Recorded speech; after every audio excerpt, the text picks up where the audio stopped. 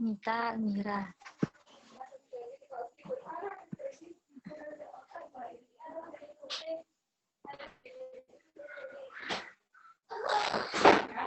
Assalamualaikum warahmatullahi wabarakatuh. Perkenalkan kami dari kelompok 2 dengan anggota Nabila Zanuba Rahman, Guntur Krisna Pratama, Mita Rahma, Ilma, dan Almira. Di sini kami ingin memesan dia.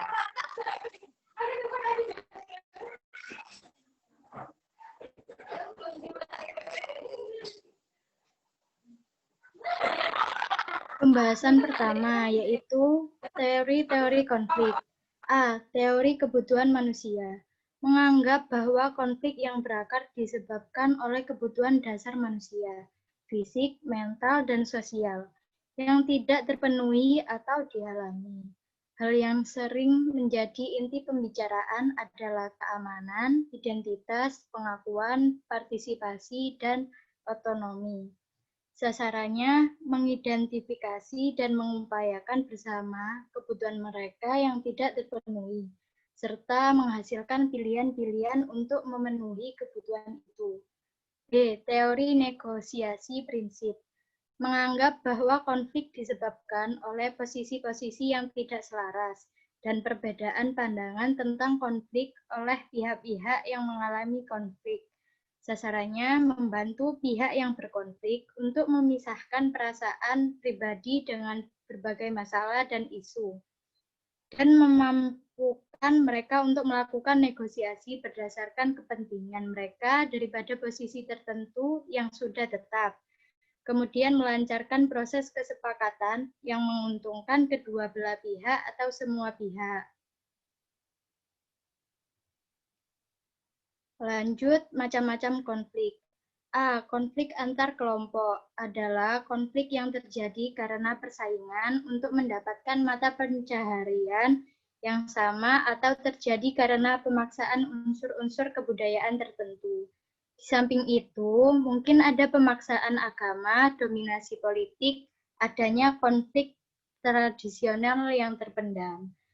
B. Konflik antar kelas sosial, yaitu konflik yang muncul karena adanya perbedaan kepentingan di antara kelas-kelas yang ada di masyarakat. Misalnya, konflik antar karyawan dengan perusahaannya untuk menuntut kenaikan upah.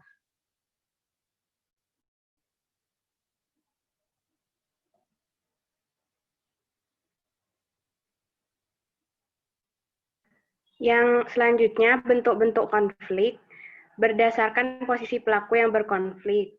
A. Konflik vertikal merupakan konflik antar komponen masyarakat di dalam satu struktur yang memiliki hierarki. Contohnya konflik yang terjadi antara atasan dengan bawahan dalam sebuah kantor.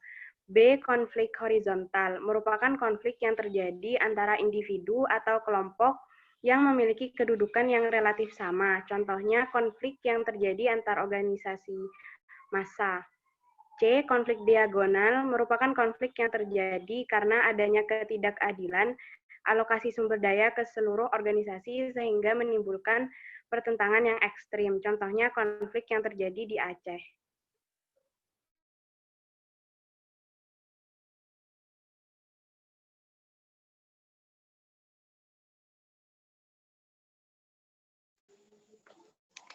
Selanjutnya, saya akan menjelaskan tentang faktor penyebab konflik. Yang pertama, ada perbedaan antara individu-individu. Nah, kenapa ada perbedaan antara individu-individu? Karena pada dasarnya setiap individu adalah unik, sehingga banyak dijumpai perbedaan karakter, pendirian dan keyakinan.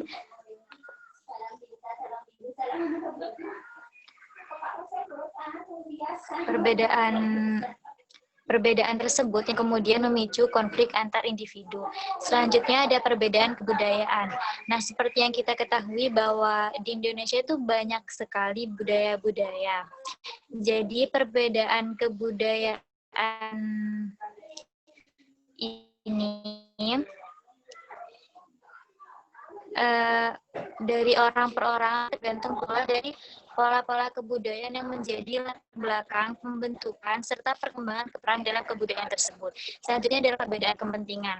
Perbedaan kepentingan antara individu maupun kelompok merupakan sumber lain dari pertentangan, baik kepentingan ekonomi, politik, dan sebagainya. Selanjutnya adalah perubahan sosial. Perubahan sosial berlangsung dengan cepat untuk sementara waktu akan mengubah nilai-nilai yang ada di dalam masyarakat yang dapat menyebabkan munculnya golongan-golongan yang berbeda pendiriannya.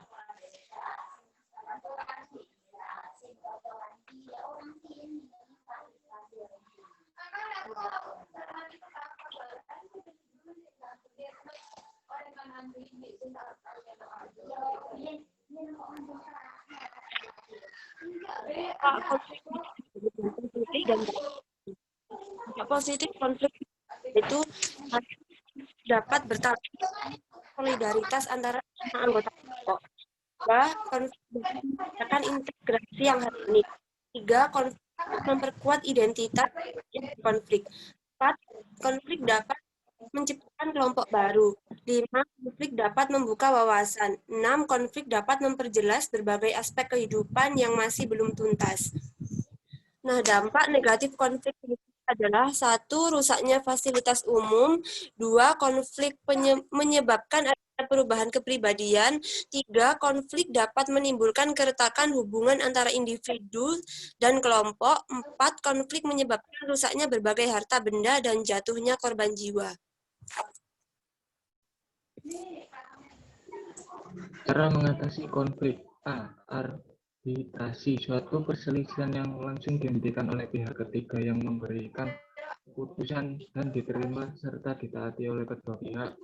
Kejadian seperti ini terlihat setiap hari dan berlangsung di mana saja dalam masyarakat, bersifat spontan dan informal.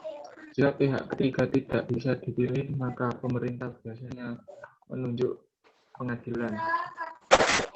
B. Kejahatan senjata, pencegahan permusuhan antar pihak yang bertikai untuk jangka waktu tertentu guna melakukan suatu pekerjaan tertentu yang tidak boleh diganggu. Misalnya untuk melakukan perawatan gigi yang terluka, mengubur yang tewas, mengadakan perundingan perdamaian, dan merayakan hari suci keagamaan. C. Stalemate, sebuah konflik dikatakan berakhir secara stalemate adalah ketika masing-masing pihak memiliki kekuatan yang seimbang hingga menahan mereka untuk saling serang maupun mundur dari konflik.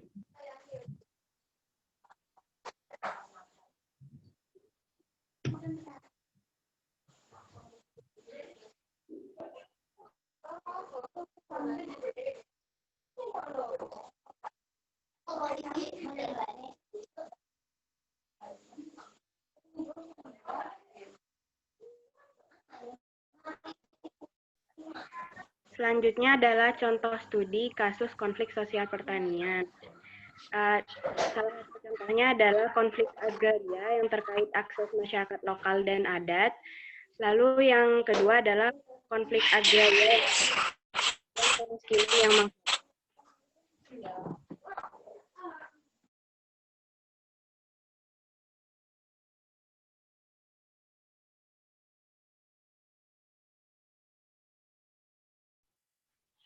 ada pula masalah pakat perhutanan sosial Jalan Tengah, atasi konflik lahan di Jambi, lalu Hari HAM dan buramnya penyelesaian konflik agraria di Aceh, dan ada pula masalah dalam perlindungan HAM bagi petani yang masih terabaikan.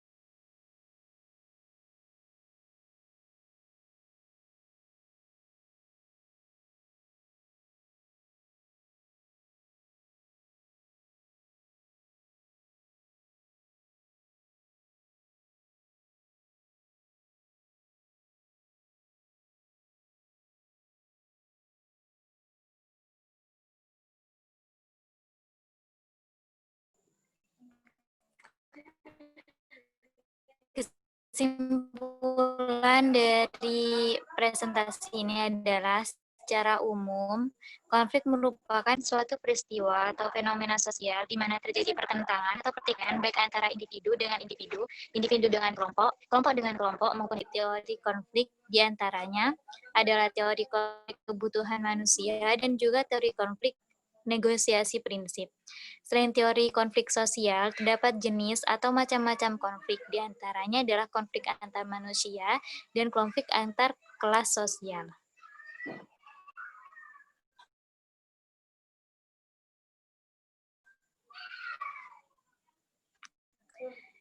Terima kasih atas perhatiannya. Sekian dari kelompok kami. Assalamualaikum warahmatullahi wabarakatuh.